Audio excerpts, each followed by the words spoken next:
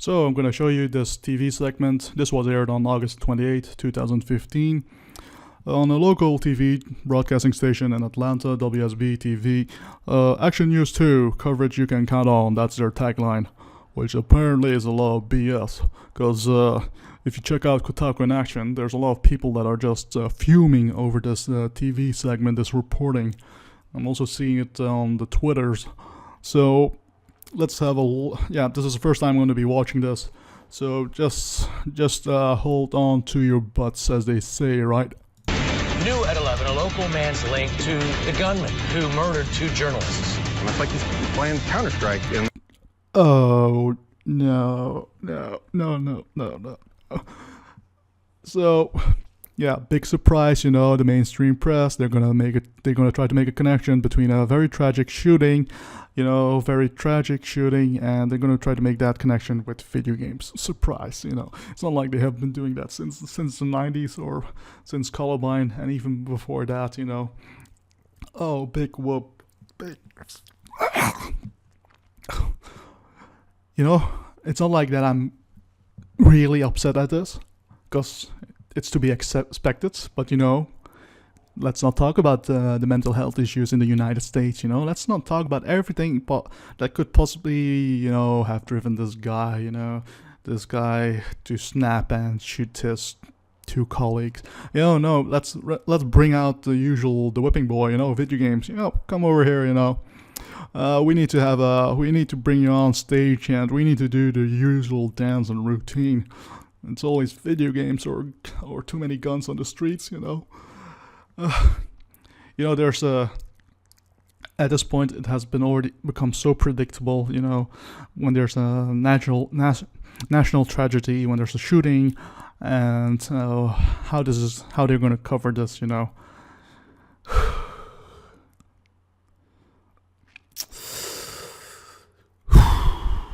Yeah, let's continue. And then he's killing that poor woman, The online conversation that he says got progressively worse.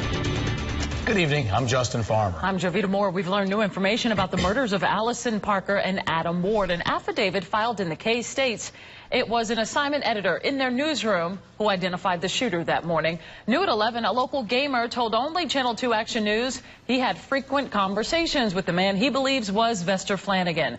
Channel 2's Tyisha Fernandes is live in our newsroom. He would only talk to them, or is this just the only one they could just find and to be interviewed?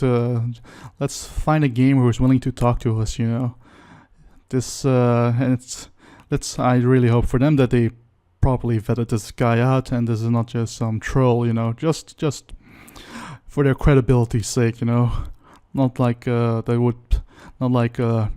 trust of the American public is at an all-time low towards the mainstream press, but And Tyisha, he says Flanagan seemed frustrated that his career wasn't moving up. He says Flanagan talked about disliking several different coworkers at WSB-TV. He also says Flanagan talked about how he just couldn't get the issues he had at that station off his mind.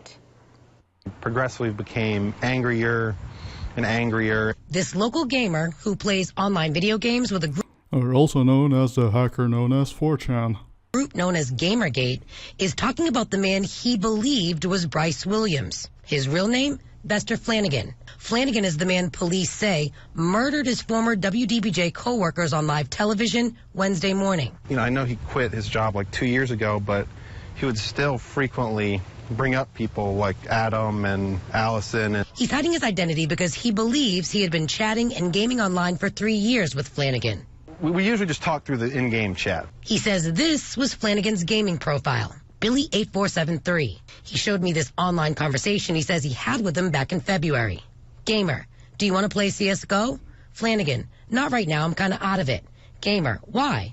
Flanagan, I can't get WDBJ out of my mind. I have a strong dislike of those people.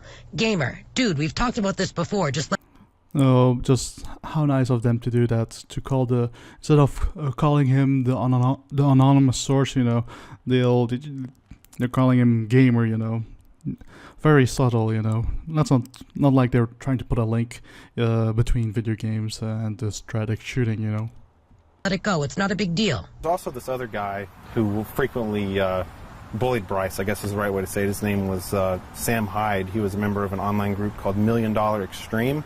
When he saw the violent video Flanagan posted online, the similarities to games he says he's played with Flanagan were shocking. It was crazy because, like, you see him standing there holding the gun, and it looks like the game. It looks like the game that we played. The day of the Are you like... I'm just gonna call BS on this. Do you know any gamer out there that you know, or just you yourself personally, that would go after a tragic shooting or tragic incident just like this, and they would just go on mainstream press, TV, radio, talk, or newspaper, or just the mainstream press, and they're gonna say in not uncertain terms that yeah, that tragic incident, you know, that kind of looks like a video game that I have been playing. Like, who would do that? That, you know, that's a gamer. Not that many, I think. No one, I hope, because it's not like gamers have been always been accused since for, you know, over 2 decades about that the games that they play and love, that they're somehow the root of every tragic shooting that happens. Yeah. Oh, nice of them to put up a screenshot of a game that is over 20 years old. Not to put a connection between in the public mind, you know, that between Columbine and this tragic incident, you know.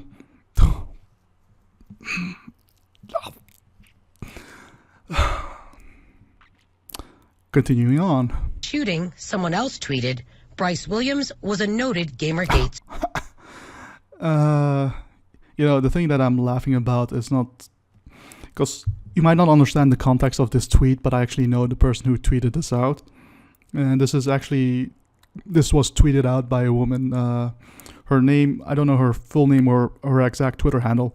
I'll put it below this video.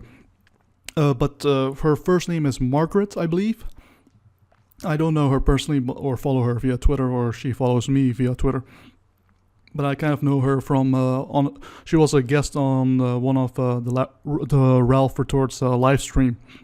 That's where I kind of know of her.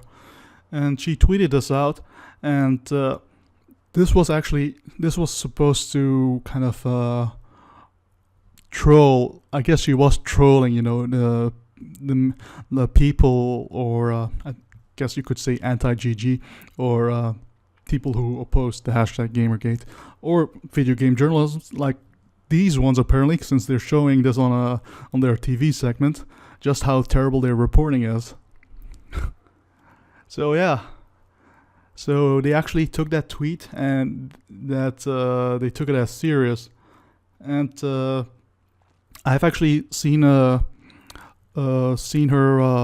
contact somebody from the Society of Professional Journalists, the SPJ. Yeah, she asked this member of that organization whether or not the journalist should have contacted her first before using this in this TV segment.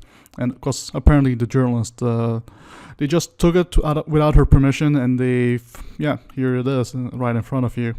And yeah, and the reply back from this SPJ member was, that in fact that they should have contacted her first, because then she could have probably explained that this wasn't even meant, that this tweet wasn't meant, you know, to be taken seriously, that this was in fact, you know, making fun of the mainstream press for not doing enough research, you know. Supporter.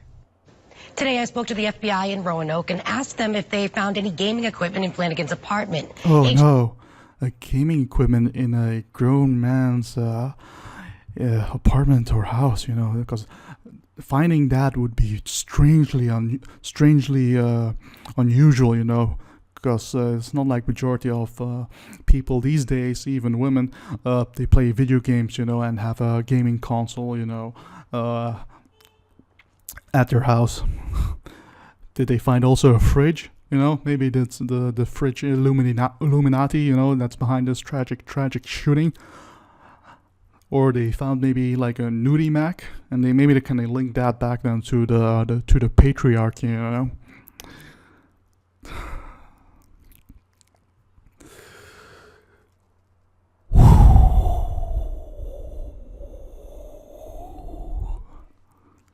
Told me they found a computer, but they're not releasing what was on that computer just yet. We're live in the newsroom tonight. I'm Tyisha Fernandes, Channel 2 Action News Night Beat. An interesting connection, Tyisha. Thank you. Seriously, that's how they're going to end the segment. It's that's very interesting, you know, an interesting connection. Hint, hint, wink, wink. Video games, they caused this tragic incident.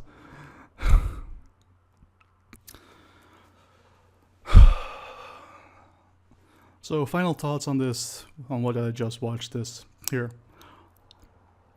I would caution you who just watched this not to immediately accuse these journalists of being, you know, social justice warriors, SJWs, you know, whatever. Because my guess is this is not really just, this specifically is corrupt journalism, or it's definitely unethical journalism. But what I'm guessing here is this is just lazy journalism, which probably maybe is as terrible as deliberate corrupt journalism. Because I'm guessing they were looking to do a report, and there was this this local gamer came out, and apparently he knows people from the hashtag Gamergate. I don't know what his connection there is, and they found another tweet concerning the shooter, and they just ran with it without any double confirmation or just doing further research, you know. It's not like they could have contacted this person who tweeted this out, this woman, Margaret, and kind of asked her, we're going to use your tweet, in our in this upcoming TV segment, could you kind of explain what this means? Do you have do you know the shooter, or any, can you show us any type of proof,